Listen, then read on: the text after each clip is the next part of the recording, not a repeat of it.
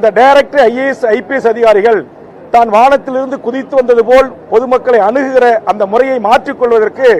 நம்முடைய தமிழ்நாடு அரசும் உயரதிகாரிகளும் உரிய பயிற்சிகளை 3 மாதத்திற்கு ஒரு முறை அவர்களுக்கு அளித்து பொதுமக்களிடத்தில் எப்படி நடந்து கொள்ள வேண்டும், தொடர் கொள்ளை வழிபறி கஞ்சா போதை கடத்தல்காரர்கள் எப்படி நடந்து கொள்ள வேண்டும், காவல் நிலையத்துக்கு வருகின்ற பொதுமக்களிடத்தில் எப்படி அணுக வேண்டும் என்பதற்கான